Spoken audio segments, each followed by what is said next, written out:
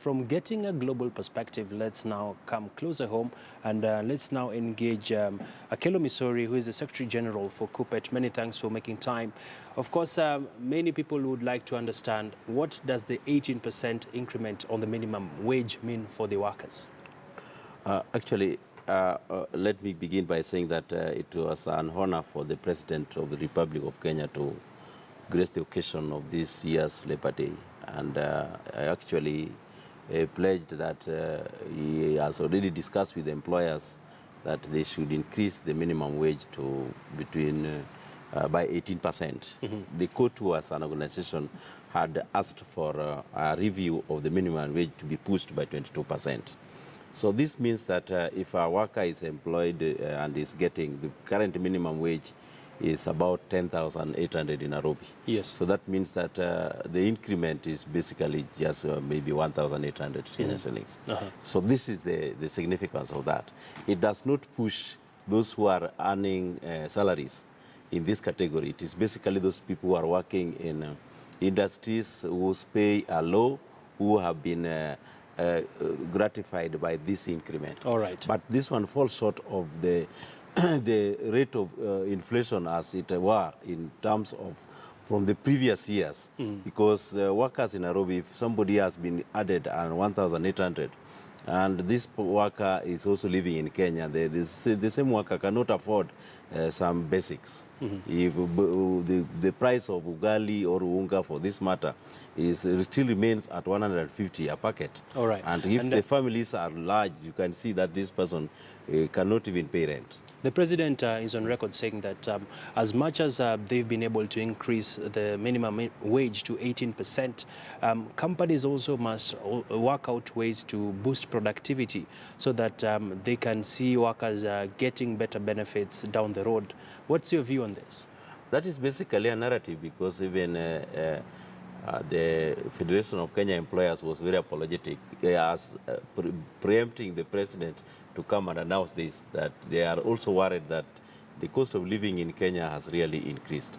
But what that one means is that what we'll see if the employers in this country, especially in the sector which employs those who are earning low incomes, are likely just to send people home so that they increase the pay. So that is the tricky bit of it.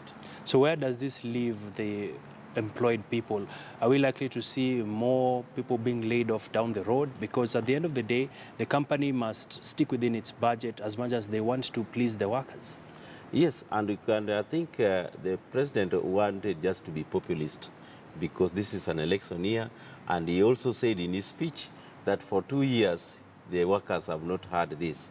And there is something which is very critical also in this country, that one, we don't have employment policy, two, even taxation policy is wanting. Yeah. And these are things which are very critical in a country which rely on the labor force to spur growth and also to spur development. We would expect that a country and the political class, for this matter, the executive need to work around a framework upon which we have very stable work-related issues, economic development, where you have got employment policy. You are employing this a number of workforce in this manner this year, and the following year this is what we will be doing. And should we have inflation rising, then wages need to increase, not necessarily for somebody to, in the position of the president, to come and extend mercy to the people yet. But Mr. Akelo, yes. the government is saying that the policy is in the pipeline, is about to be finished, and is it being we talked about a bill. To push the president talks about a bill, but that bill is fall short of what should come first is a policy framework. Yeah. Then we develop policy. We develop the laws around the policy which exists. And I think it is high time now, as Kenyans, we hold the political establishment to account for policies which are proactively engaging the workers in positively, and which will be sustainable. So now, for example, he comes today and say that he has increased the wages by minimum wage by 18%, and this one will take another 1 year for the employers to implement. Why 1 year? I thought it becomes effective once it's gazetted. The president does not have his own company to effect this. And already the companies have already worked on their year budgets. And the production is going to be slowed by the political temperature, because quite a number of companies are now not investing heavily on the workforce because of the instability which is occasioned by the politics which is around. So those are the issues which I must say, if it were possible, then we would have the executive, the ruling party for this matter, to work first to develop a policy, a framework on employment. Then a policy framework on wages.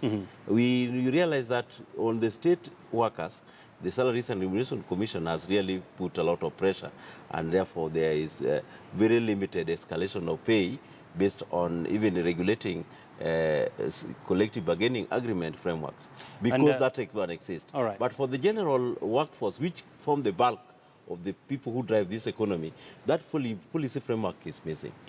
And I like the fact that you've brought the issue of pressure on the workers.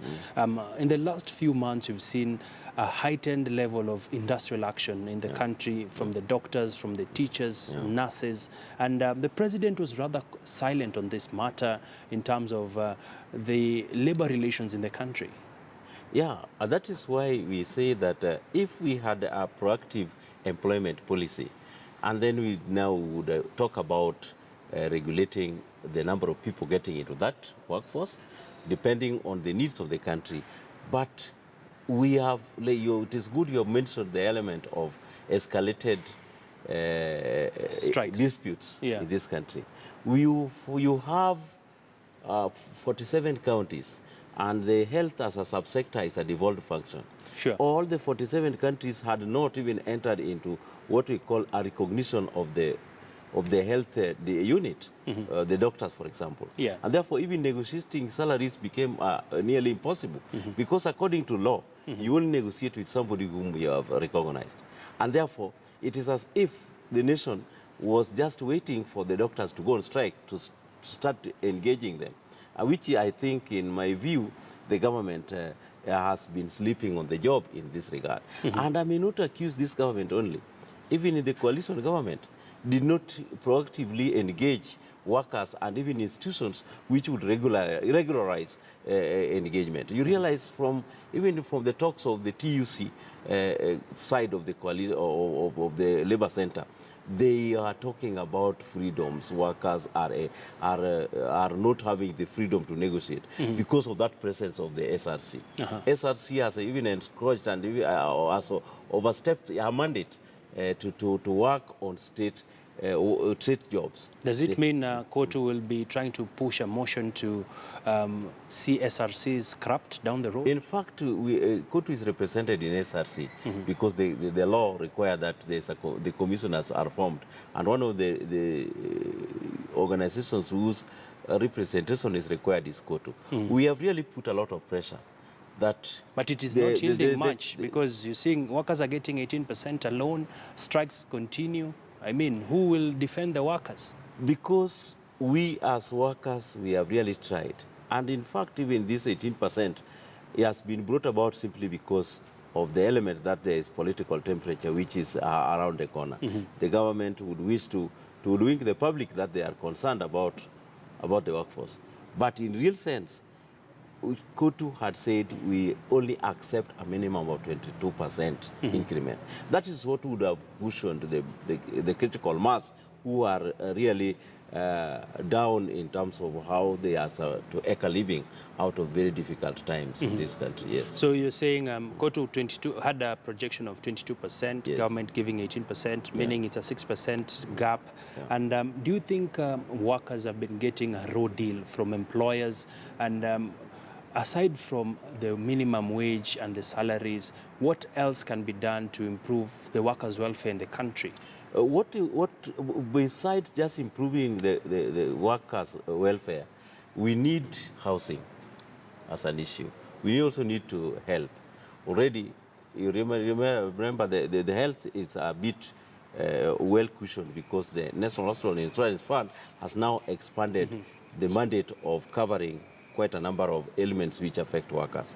And even the president also talked about it today.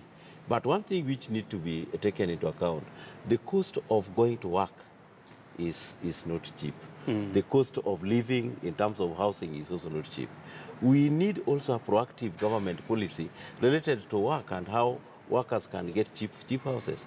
And this one is very slow. And in terms of what we are seeing, it is as if in this country the government only work to talk about increment of pay. It's not about the pay alone. It is, but it is not about the pay alone. Because if I'm sure that my children will go to school, in secondary school, and they will not pay anything, then I will not demand for high pay. And your productivity goes up. My as a productivity worker. will go up because I don't have any fear in where I work. Yes. And I'd like to get your parting shot. Is it just another Labor Day? What can workers today celebrate in the journey towards making the Kenyan worker competitive compared to other people across the continent? What I would say that the Kenyan worker can only celebrate resilience.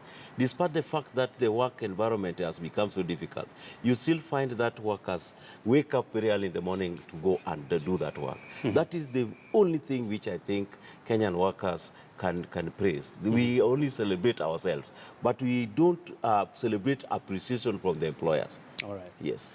Many thanks, Akelo Misori. Thank you so much. Secretary General for KUPPET there, speaking to us as the world marks Labor Day. And he's quite categorical, saying that what was announced today was more of a populist move rather than a real call to action by the government in terms of addressing issues facing the common man. And he also maintains that Wakenya wanajivunia kuwa Wakenya.